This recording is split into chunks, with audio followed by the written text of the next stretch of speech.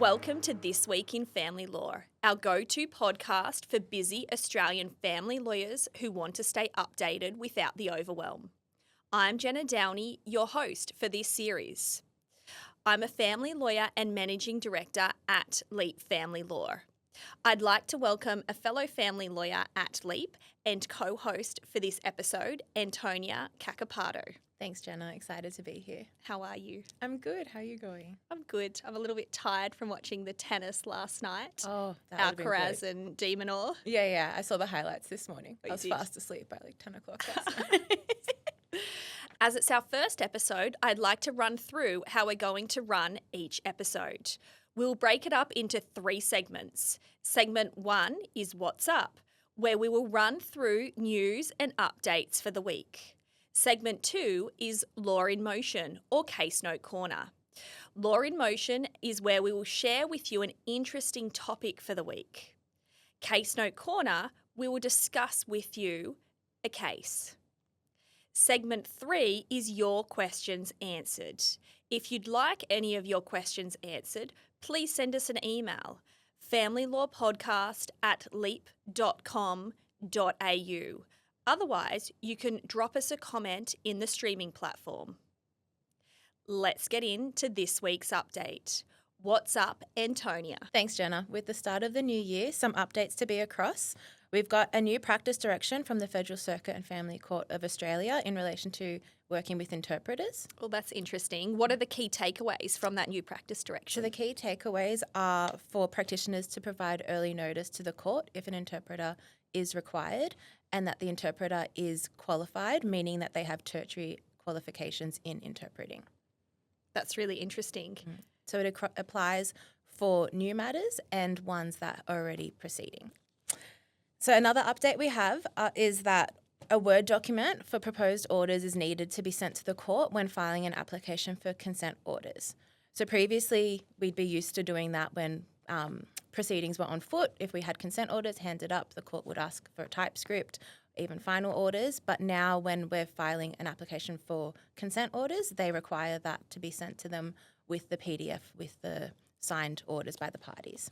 That's a really important update for practitioners to know and be aware of. Yeah, and it's pretty straightforward. So it's an easy one for them to be across and to do. Another update is that the Law Society of New South Wales has sent out an expression of interest for the Law Society Mediators Panel for the Family Law Settlement Service for the years 2026 and 2027. So the current panellists are not automatically rolled over. So all of the ones that are part of the program need to apply again. Fresh for the new year. Yeah. And how would they go about expressing their interest again? So, or a new interest? Yeah, so there's a expression of interest form that the Law Society has released, and that needs to be submitted to the Law Society by 5 p.m. on Friday, the 13th of February. So we'll put a link to that in our show notes. Always a welcome update. We have some new judges commencing on the 3rd of February in Division 2. So we have Senior Judicial Registrar Francis Nielsen, who will be in Parramatta. We have Senior Judicial Registrar Corey Jenkins, who will be in Townsville, and National Judicial Registrar Amelia Edwards and Ms. Philippa Mitchell are both going to be in Melbourne. That's a very welcome update indeed. I think we're always pleased to hear about new appointments in the registries. Definitely. And then another one that is a pretty basic update but very important to be across are some changes to forms. So we have changes to the application for review, the notice of ceasing to act, the financial statement and balance sheet, but we also have some changes to the instruction pages of the application for consent orders and superannuation information kit.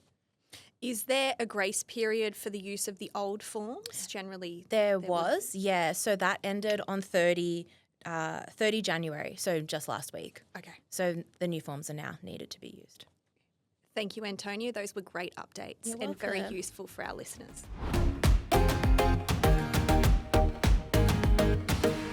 For Law in Motion this week, we want to talk to you about AI. I know AI is on everyone's mind at the moment and you've heard a lot about it, and I'm sure a lot of you are probably AI'd out, but we wanted to address this topic with you in an interesting way, particularly because we work at a legal tech company and also we wanted to share our own experiences. I'm sure everyone is aware of a basic definition of AI, but I'll hand it over to Antonia to explain what is generative AI to start off with. So the Law Society explains generative AI as AI which uses a learning model that produces output when given a prompt. The outputs are based on probability modelling applied to a set of data. These include programs such as ChatGPT, Copilot and Gemini, which we are all now familiar with. Absolutely. And do you remember when you first heard of AI? Yeah, so it would have been late 2023 when it was all coming about, and it was very much do not use AI. It's not, it's not good. It'll make up fake scenarios. But then you've also got the AI, which is Siri. You use Siri on your phone every day. People use Google Home. So there's all these different types of AI that are just coming in. Available, and people don't even know that they're using it or have been using it a lot of the time. Exactly right. It's now at our fingertips. And back in late 2023, you were working as a family lawyer in private practice. Yeah. So when I was working as a family lawyer, even up until August 2025, it was really, don't use AI, don't use ChatGPT, because the outlook on it was a bad outlook, really. But the way that it's growing, I think it's going to be around for a long time, and it's only going to keep getting better, and we need to be trained in how to use it properly rather than ignoring that it's there. Absolutely. My experience was definitely different. Having worked at Leap since May 2023, I was at Leap when AI started to be more known in the community and in the family law circles. We have been developing products in-house in AI since 2023, and now it is in a lot of new products, and we are looking to introduce it more and more as we see so many benefits to using AI within tech platforms, and family lawyers who use our software can get so much out of their platform with the use of AI. Before we go into that, when you were practicing, was it around then at all? Were you aware of AI? I personally hadn't heard of it before I joined, even the concept of it. Since then, though, having worked at a legal tech company, it's very freely used and encouraged in our work. And I do admire that, because I truly believe that AI is the way of the future. And we were very early adopters of AI when it did become more known in the community, and it will put us by far further ahead of other people who are quite resistant to using AI. Yeah, no, I agree. When I came to Leap in August and saw all the products that we've developed, all I could think was, wow, if I had this in private practice, my life would have been so much easier. Absolutely. Yeah. So it's not really taking away from the lawyering, it's just assisting, and it's a lot of the admin tasks. So Ruffle, for example, being able to analyse a client's bank statements within minutes, or the other party, and get a schedule together of outgoing transactions, that could have taken a paralegal, days, depending on the number of bank statements to go through, and that it's done within a couple of minutes. Not only does it save the paralegals that time and it's accurate, you get the return quicker, so then you can get on with your work. And yeah, I just found that really, really eye-opening. Yeah. And I think there seems to be this narrative in the market that AI will replace lawyers or will replace paralegals or other junior staff, but it's just not the case. It's absolutely going to benefit them in their work. And yes, it may look a little bit different because they're leveraging something that they didn't have before, but I can imagine that particularly junior practitioners and paralegals will become very good at prompting AI to provide a good response, which does take practice, and it's not something that would come normally or naturally to a lot of people. Exactly. I think the unfamiliarity of AI is a barrier for use, and being told this narrative that it's not good really, sorry, I'm trying to think of the word, really stops a lawyer from even trying to go into it and explore. Yeah.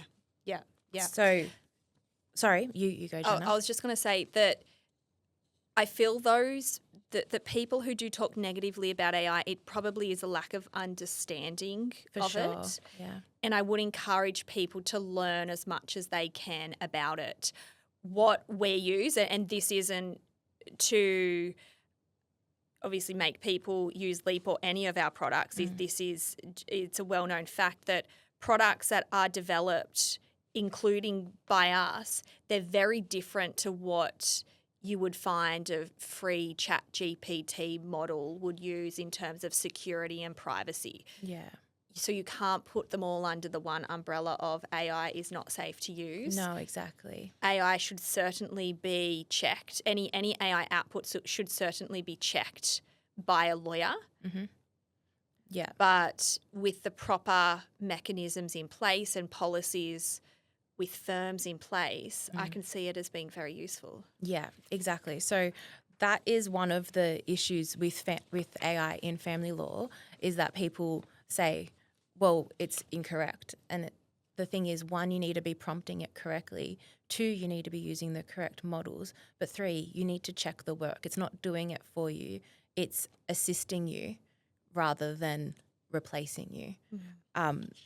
I've put together a few notes from other areas of the world. So Australia's taken a very conservative approach compared to other parts of the world, where we can see that their courts are encouraging lawyers to use AI, however, in a careful and responsible manner.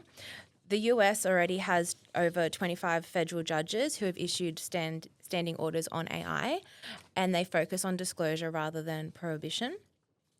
Courts are actively developing AI tools for self-represented litigants as well. So then it's stopping that barrier to entry for people who can't afford legal representation. Absolutely. I read, and maybe we read the same thing, I read a practice note, or what was it called, a standing order from the Illinois Supreme Court on artificial intelligence, and this was effective from the 1st of January 2025. And I really liked the way that they acknowledged the potential pitfalls of AI, but then continued to go on to encourage its use. And they said that embracing the advancements of artificial intelligence, the Illinois Supreme Court remains steadfast in its commitment to upholding the highest ethical standards in the administration of justice. We acknowledge the rapid development of generative AI technology is capable of producing human-like text, images, video, audio, and other content. The integration of AI with the courts is increasingly pervasive, offering potential efficiencies and improved access to justice. However, it also raises critical concerns about authenticity, accuracy, bias, and the integrity of court filings, proceedings, evidence, and decisions. Understanding the capabilities and limitations of AI technology is essential for the Illinois judicial branch. That's really interesting, but that is also the issues that are seen across the board. The accuracy, bias, privacy and data confidentiality. People are concerned that they're waiving professional privilege by putting details into these chatbots. And then also the legal costs. They're saying if an AI is making a task faster, the client should not be charged for how long it would take a human lawyer to do it rather than the AI chatbot, really. So these are all things that we need to consider. With the accuracy, AI has been known to produce inaccurate information. However, that's why verification must occur. We don't just blindly read something from chat or really anywhere. You need to verify your work. If you had a paralegal draft something for you, a junior solicitor. Yeah, you're going to be checking it. You're checking it. You absolutely. don't just put that straight into a court document and file it. With the bias as well, so AI reflects the data it's trained on, so it could, develop a bias to a certain issue, but that's when, again, we check it. And with the rules in a prompt as well, you can train it to not produce any bias. So there's that. You just need to work on how you word the prompt. And again, this goes back to training with AI. It's not something that we learnt in school or university. So if we have CPDs on how to use AI effectively, I think that would really help the legal profession because it's not going away. It's just like when emails would have come out, people would have been up in arms about this new technology, and then it's just been welcomed. And integrated into our daily lives. Yeah. And people don't question it now. Yeah. Wouldn't mind that going away and checking a phone with the emails. Yes. I'm just having another look. So as you said, ethical duties as well. The courts are concerned with competence and honesty, confidentiality, in providing independent judgment and supervision of junior lawyers and staff. And I think that's where a lot of the issues come from, such as Mertz and Mertz. That was a case that came out in November where summary of argument and list of authorities were filed with fabricated citations, and then it was blamed on the paralegal. They're junior. They need to be supervised. We can't just be taking what they've put there and putting that straight into a court document. It needs to be checked. So some key takeaways that we could have are that reading my notes and trying to talk at the same time. Just be mindful of the use and be sure to verify the accuracy of all output, really. So it's just common sense when you're looking at AI. Absolutely. Yeah. I think that's a very key takeaway. Apply common sense. As lawyers do in practice every day, apply it to AI and make sure you use it responsibly. Yeah, because when it is used responsibly, it will help a lawyer get through their work much quicker, help with the admin tasks, preparing a chronology. It can be done within minutes, and that's so useful. There's so many really good, useful ways that we can use AI, and it can really help people.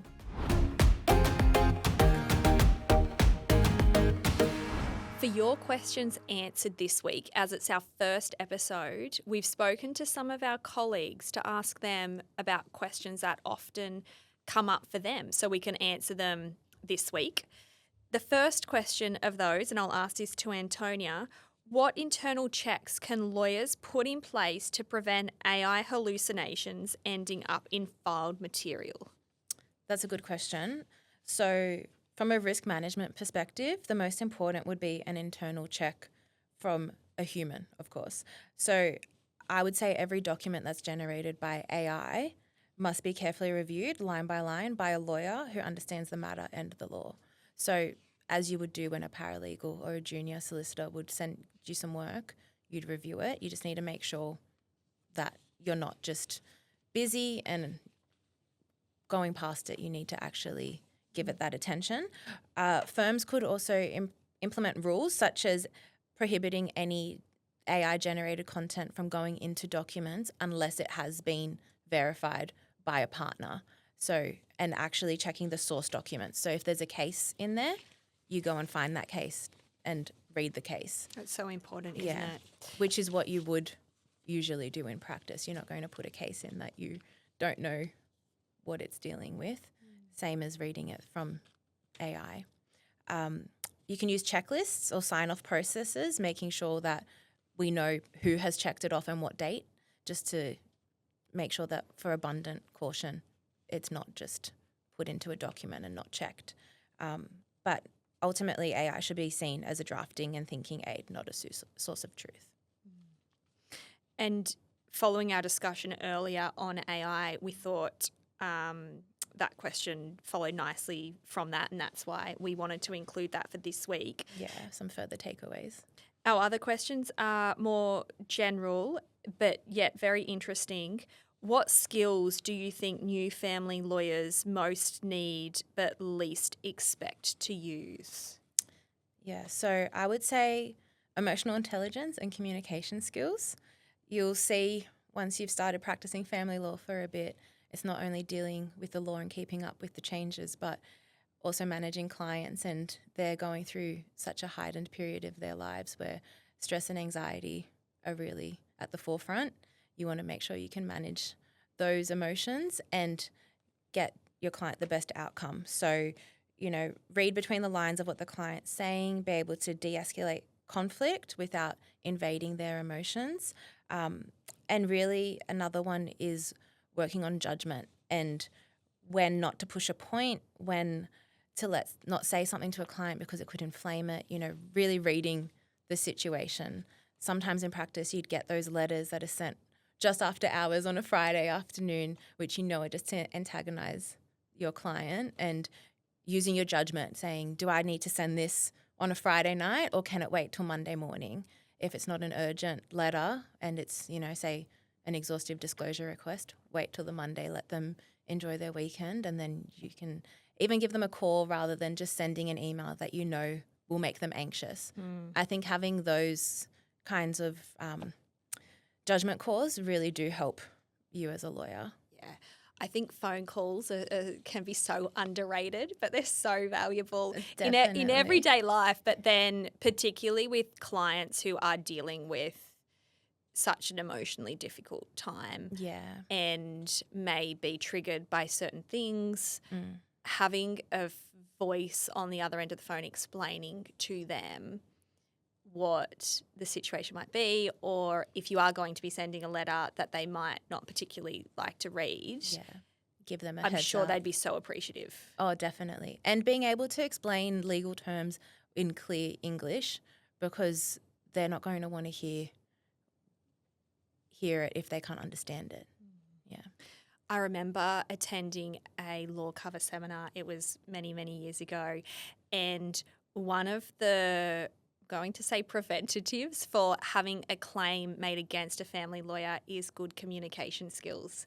They do definitely teach and advocate for any lawyer, but obviously from our perspective, a family lawyer, to have strong communication skills with their client, with the other party, with any other person that they might come in contact with. Yeah, definitely. To prevent a potential claim being made against them, but then also just to do their job well. Yeah. I think. Also on that point, make sure you do your file notes, new family lawyers, any phone call, even if it's 1 second, you never know if you need that file note again. So that would be my top tip. It's a very good tip. Yeah. We have another question. How do you decide when it's time to move from negotiation to litigation? So I guess a few things come to mind. You really need to see if the other side is genuinely not engaging with you anymore. If they're not exchanging disclosure or attempting to go to a mediation or responding to letters, if they're stonewalling you or they're refusing to provide disclosure, sometimes your hands are tied and you do need to commence proceedings to get it moving. Or if there is any risk, so say a parent's taken a child, you can't negotiate there. If they're, trying to leave the country, you need to quickly commence proceedings. So it's using judgment. And also talking about the importance of communication skills before a conversation like that, or multiple conversations like that, because you might see by behaviour of the other side that is where a particular matter is heading from. Exactly. Trying to negotiate or mediate to a litigated matter. Having them come into the office to have a face-to-face conversation or having phone calls with them to keep them updated on that whole process is so important. Definitely, because their anxieties rise when they don't hear from you. So even if nothing's happened in the matter in 2 weeks, sending an email to them to let them know you haven't heard, we've given them a call, they said they're going to respond by this date, just keeping that open communication with the client really eases their tension as well. Yeah. And going back to the second question for that one, and no one wants their matter to be litigated, but making a client feel comfortable that you can help them with the process, even running through what the costs might be Yeah, exactly. if the matter did go to court could certainly help the client process what they're going through and potentially put them at ease with all of that. Yeah, I had a few clients who didn't want to commence proceedings because they thought the costs were going to blow out and, scary litigation. But sometimes it gets the other party on a timeline to be able to respond, and it resolves the matter quickly because 5% of cases go to final hearing. They usually settle beforehand. So it's just being able to have them answer to someone who is going to make them give that disclosure or set down that mediation date, and it can make the matter progress faster than just sending countless letters that don't get a response. Thanks, Antonia. Those were some great questions for this week. We've loved being in your ears for this episode. This Week in Family Law drops every Monday. Stay tuned to keep updated in family law.